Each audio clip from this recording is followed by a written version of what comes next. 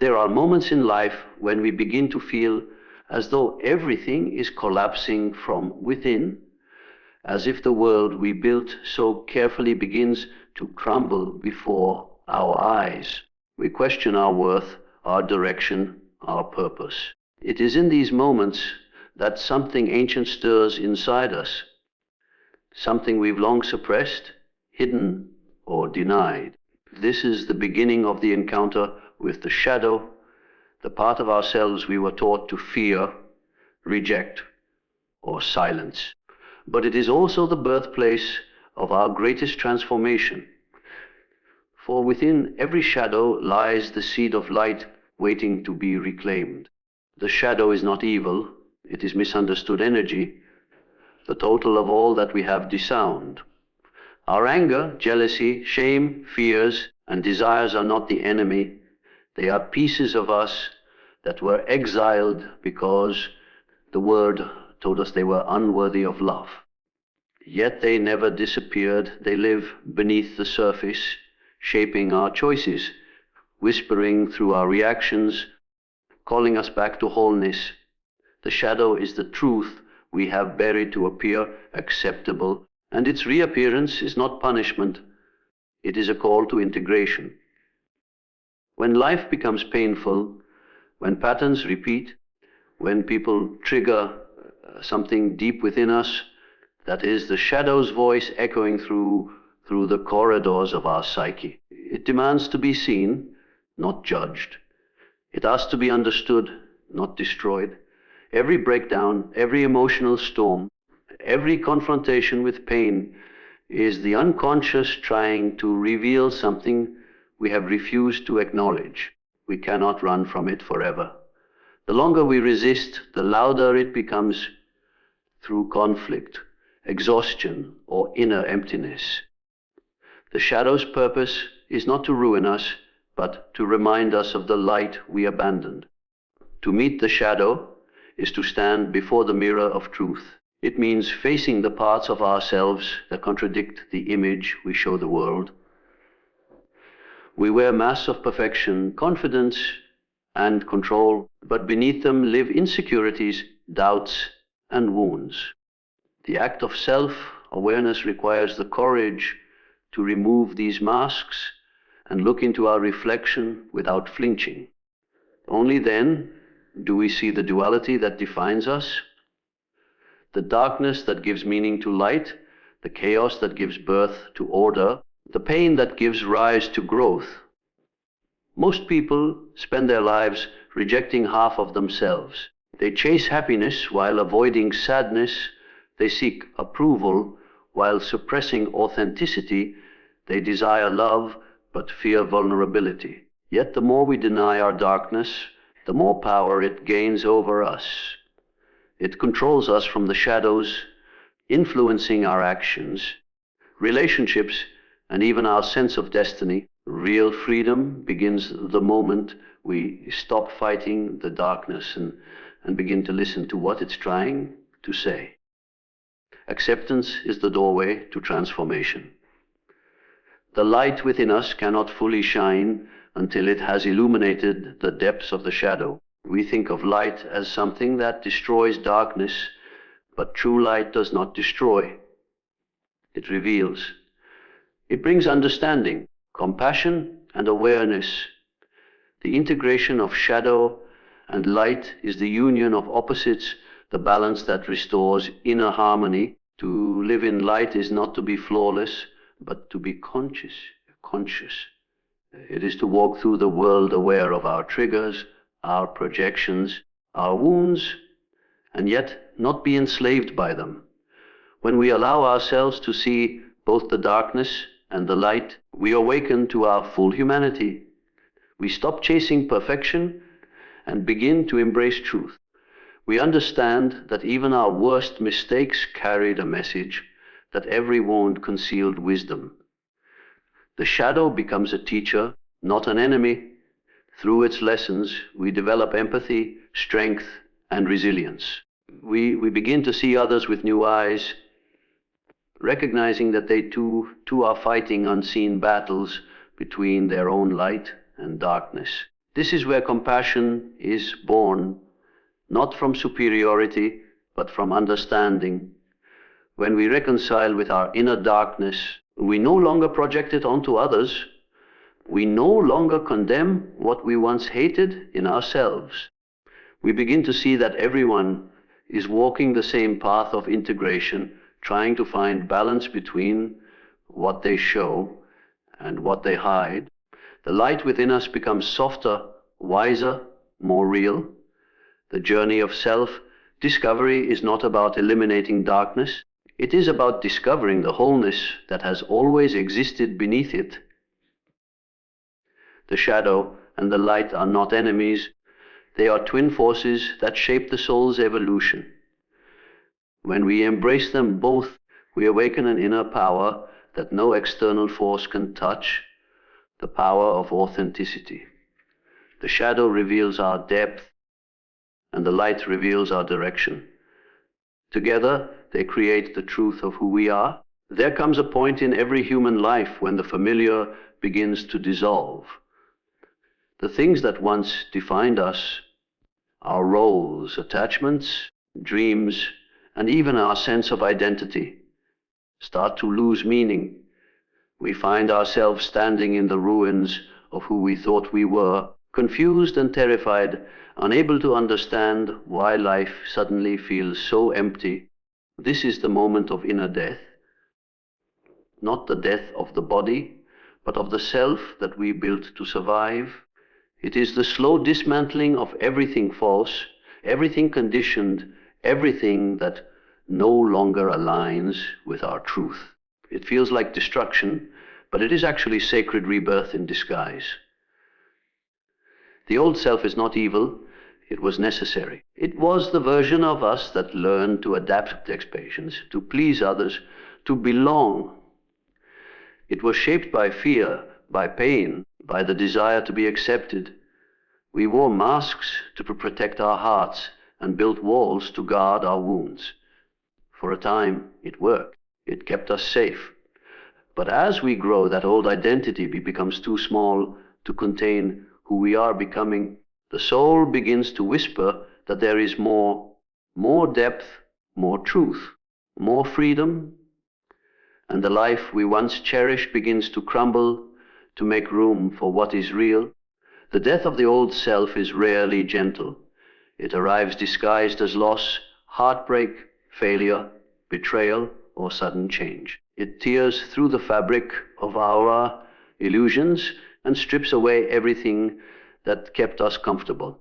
We are forced to confront the uncomfortable truth that the person we've been is no longer enough for the life we're meant to live. It's not punishment, it's transformation. The ego fights desperately to hold on, but the deeper self knows to truly awaken, the false must die. This process can feel like madness. The ground beneath us disappears, our beliefs are questioned, and nothing makes sense. We try to cling to the old patterns, to rebuild what once was, but the universe resists. The more we struggle to revive what's dying, the more suffering we create. What we call crisis is often initiation. The dismantling of the superficial self so the authentic one can emerge. It is the soul's way of pulling us out of illusion and into alignment. In this sacred disorientation, we encounter silence, the space between the old and the new. It's an uncomfortable void where the past no longer fits and the future hasn't yet formed. We may feel lost, empty, and disconnected. But this emptiness is not meaningless, it is purification. The old self was cluttered with noise, opinions, fears, and borrowed identities. The death of that self clears the way for awareness to arise. It creates space for the authentic voice within us to be heard for the first time. It is here, in the ashes of identity, that the true work begins. The task is not to rebuild the old structure, but to surrender to what is emerging. We are being stripped of pretenses so we can stand raw and real before life itself. Every attachment that falls away is a door opening toward truth. Every illusion that shatters is a veil lifting from the soul. The death of the old self is not the end. It is the threshold of awakening. To die to the old self is to stop defining yourself by your past, by your pain, by what others think you should be. It means releasing the need to prove, to perform, to control. It's realizing that your worth was never dependent on your image, your success, or your mistakes. You are not your story. You are the awareness that sees it. The moment this truth begins to take root, the chains of identity begin to loosen. The old self was built on survival. It was a response to fear. But the new self, the one that rises from within, is built on truth. It does not need validation or recognition. It moves from inner authority, from alignment with something greater than the mind can grasp. The death of the old self is the soul reclaiming its power from all the false narratives we've lived by. It's the great unlearning, the shedding of conditioning, until only essence remains. As the old self dissolves, grief may come. We mourn the person we once were, the ambitions, the relationships, the certainties that defined us. This grief is natural because a real death is taking place. Yet within that grief is a quiet knowing, a sense that something vast and luminous is stirring beneath the loss. We begin to feel an unfamiliar peace, not because we've gained something, but because we've stopped clinging to what was never truly ours. Transformation is rarely gentle because truth demands surrender. The death of the old self asks us to trust the unknown, to let go of control, and to allow the deeper intelligence of life to lead the way. It asks us to walk through darkness with faith that light will follow.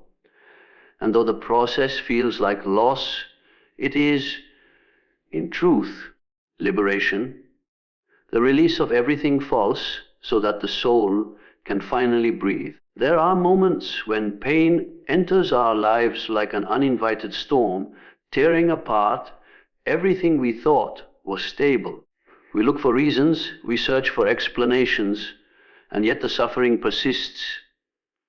Silent, heavy, and incomprehensible. It's in those moments that we begin to wonder if life has turned against us, if the universe has abandoned us.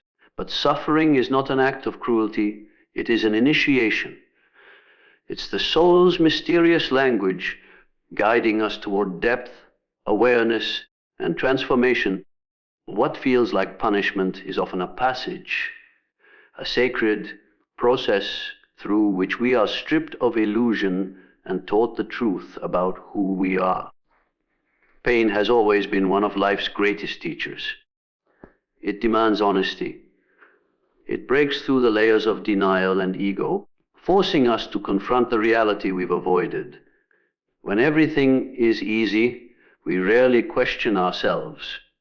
We drift on the surface, distracted by comfort and illusion.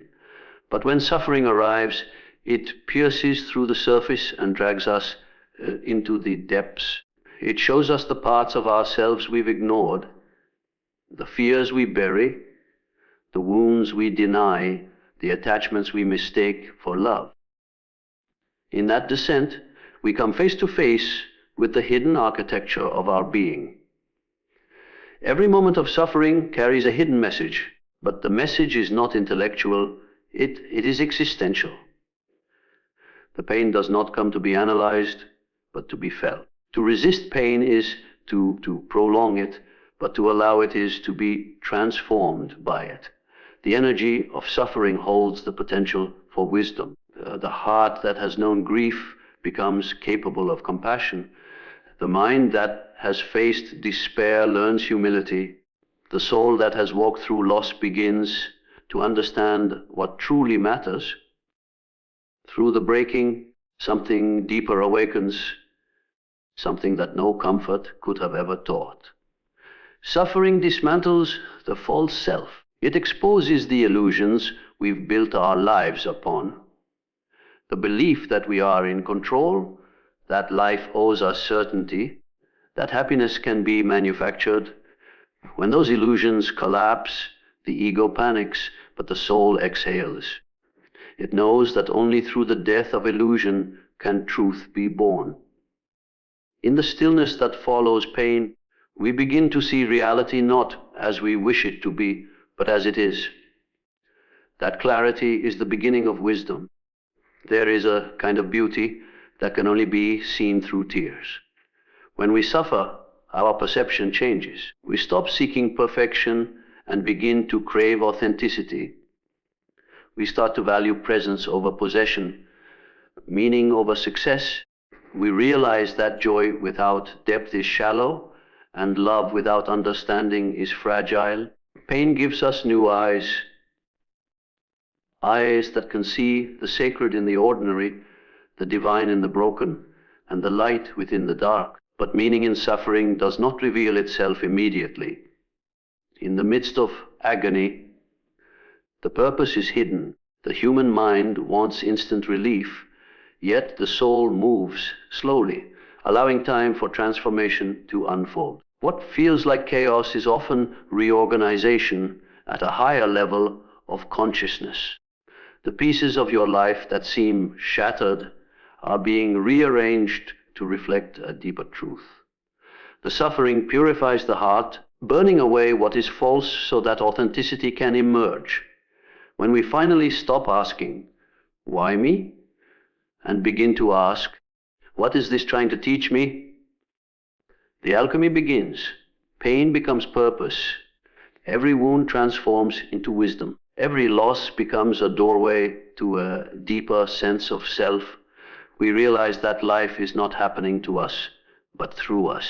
The experiences we once cursed become sacred teachers, revealing the path back to wholeness. Suffering connects us to the collective human experience.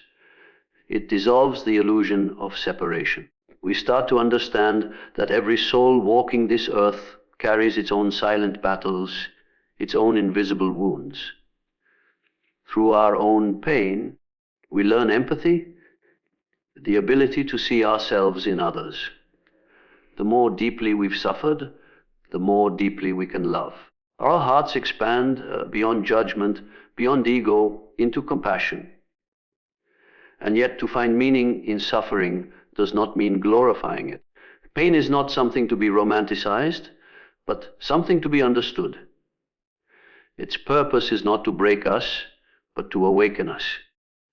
It asks us to evolve beyond the surface of life, to seek truth rather than comfort, and to trust that even in the darkest moments, something sacred is unfolding. The meaning of suffering lies in its ability to transform consciousness. It strips away false identities and awakens the soul to its own resilience. It is through pain that we come to know our strength, through loss that we discover love's endurance, and through darkness that we begin to see light. What once felt like destruction reveals itself as initiation, the fire through which the human spirit remembers its divine nature. Beneath the surface of our awareness lies a vast and mysterious realm, the unconscious mind. It is the unseen force that moves through us, shaping our perceptions, choices, and destiny in ways we rarely understand. We like to believe we are rational beings, guided by conscious thought and deliberate decisions, yet most of what drives us operates below awareness. Every impulse, every intuition, every sudden fear or attraction is born from this hidden world within. The unconscious is not a passive shadow, it is the foundation of our psyche, the deep ocean from which consciousness itself rises. From the moment we are born, every experience leaves an imprint. Words, emotions, memories, and sensations are absorbed by the unconscious, creating patterns that silently influence our behavior. What we call instinct, habit, or personality often originates from this invisible reservoir. The conscious mind may forget, but the unconscious remembers everything. It carries the unspoken narratives of our childhood, the suppressed emotions we never allowed ourselves to feel, the dreams we abandoned, and the truths we were too afraid to face. These fragments, though hidden, continue to shape the direction of our lives until we become aware of them. The power of the unconscious lies in its subtlety. It doesn't speak through logic or language. It communicates through symbols, emotions, and synchronicities. It reveals itself in dreams, slips of the tongue, recurring situations, or unexplained feelings that seem to arise from nowhere. When we ignore these messages, they grow louder, manifesting as anxiety, self-sabotage, or repeated suffering. The unconscious seeks integration. It wants to be seen, acknowledged, and understood. Every unresolved emotion and unhealed wound within it pushes toward consciousness, urging us toward wholeness. Much of human suffering stems from the conflict between the conscious and the unconscious. The conscious mind strives for order, control, and certainty, while the unconscious operates through mystery, depth, and instinct. When we suppress or deny parts of ourselves, our anger, fears, desires, and pain, they do not disappear. They sink into the unconscious, gathering power. Over time, these repressed energies emerge as projections onto others or as inner conflicts that erode our peace. The battle is not with the world outside, but with the forces we have not yet reconciled within. To understand the unconscious is to realize that life is not random. The people we attract, the challenges we face, the emotions that haunt us, or are mirrors reflecting what lies hidden within our inner world. The unconscious orchestrates these experiences not to harm us, but to awaken us. It draws us into circumstances that reveal our blind spots and hidden potential. The very patterns we resent are invitations to awareness. Through them, the unconscious seeks expression, pushing us toward growth and self-realization. Dreams are one of its purest forms of communication. In the language of symbols, the unconscious shows us truths that the rational mind cannot grasp. Every image, person, or event in a dream represents a fragment of the self. By reflecting on these symbols, we begin to decode the deeper messages of our psyche. The dream world is the bridge between conscious and unconscious, the place where we can encounter the forgotten aspects of ourselves and begin the process of integration. The unconscious is also the wellspring of creativity and intuition. All great art, innovation, and insight arise not from calculated thought, but from moments of surrender. When the conscious mind steps aside and the deeper intelligence takes over. This is why breakthroughs often occur when we least expect them, during a walk, in a dream, or in silence. The unconscious works tirelessly beneath awareness, connecting patterns and weaving meaning beyond the reach of reason. When we learn to trust it, we tap into an infinite source of guidance and inspiration. Yet, this immense power can be both creative and destructive. When left unexplored, the unconscious becomes a realm of chaos and projection. When approached with awareness, it becomes a source of wisdom and transformation. The task of the conscious mind is not to control it, but to collaborate with it, to bring light into its depths, to listen to its language, and to integrate its contents into daily life. Through this union, we become whole. The power of the unconscious is the power of life itself, silent, vast, and infinitely intelligent. It holds both the wounds that bind us and the wisdom that can free us. The journey inward into this unseen dimension is not an escape from reality, but a return to its roots. For everything that we are, everything we fear, and everything we are capable of becoming lives within that mysterious depth, waiting to be brought into awareness, there are seasons in life when everything we once believed in begins to fade. The goals that once fueled us lose their fire, the dreams that once guided us seem hollow, and the routines that once gave us meaning turn lifeless. We wake up one day and realize that what once mattered no longer does. This emptiness is not failure, it is the threshold of transformation. It marks the end of one chapter of identity and the beginning of another. The soul, no longer content with surface ambitions, begins to stir. What is dying is the false purpose we were taught to chase. What is awakening is the deeper purpose we were born to live. Purpose is not something we create, it is something we remember. It lies beneath the noise of expectation and ambition, waiting to be rediscovered when life strips away everything inessential. When we lose direction, when plans collapse, when the future feels uncertain, that is often when the deeper calling begins to whisper. The loss of outer meaning is not a punishment, it is an invitation to reconnect with inner truth. The rebirth of purpose always begins with disorientation. Before we can step into who we are meant to become, we must first unlearn who we thought we were.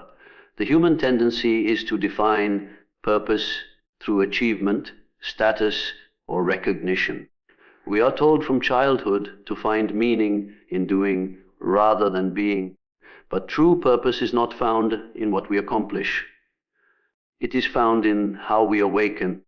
It is the alignment between the soul's longing and our actions in the world. When the old forms of purpose collapse, we are being redirected from the external to the internal. The universe begins to withdraw our attachments, not to deprive us, but to lead us toward authenticity. This death of false purpose can feel like a void. The familiar motivations disappear, leaving a silence that feels unbearable. Yet within that silence, something sacred is forming. The heart begins to speak a language that the mind cannot comprehend. The desires that once ruled us lose their grip, and a new sense of direction begins to emerge, not from effort, but from stillness. The rebirth of purpose does not happen through force. It happens through surrender. We must allow ourselves to be undone before the truth can take root. Every soul carries within it a blueprint, a natural pattern of becoming. When we live out of alignment with that pattern, life begins to disrupt us. We encounter resistance, burnout, or emptiness, but these are not signs of failure. They are signals calling us back to the path of authenticity. The rebirth of purpose is not about adding more to our lives, but about removing what is false. It's about peeling away layers of conditioning until what remains is essence, raw, clear, and alive. As the inner transformation unfolds, the outer world begins to shift as well. What once attracted us loses its appeal. The people, habits, and goals that matched the old version of ourselves naturally fall away. It is a kind of spiritual shedding, a necessary release to make room for the new. We start to align not with what we want, but with what we are meant for. The difference is profound. Desire comes from the ego, purpose flows from the soul. When we act from the soul, even the smallest act carries meaning. The rebirth of purposes is not about grand gestures or monumental success. It often begins quietly, in a renewed sense of gratitude, in a simple act of honesty, in the willingness to live with integrity. We start to listen more deeply, to move more intentionally, to give without calculation. This subtle shift in consciousness changes everything. Life stops feeling like a series of obligations and begins to feel like participation in something greater. The deeper purpose is never separate from who we are. It has always been there, waiting beneath the noise. It reveals itself through what brings us alive, through what moves our hearts, through the moments when time disappears and something eternal takes over. When we serve that energy, not out of duty, but out of devotion, we step into alignment with life itself. Purpose is not a goal, it is a state of being. It is the harmony between inner truth and outer expression. And so the rebirth of purpose is not a return to what was, but a homecoming to what has always been. It is the moment when we stop seeking meaning outside ourselves and realize that meaning was never lost. It was buried beneath the noise of survival, waiting for us to remember. The soul does not crave success, it craves expression, it longs to live in truth, to give what it was designed to give, to create from authenticity rather than fear. In rediscovering that, we rediscover life itself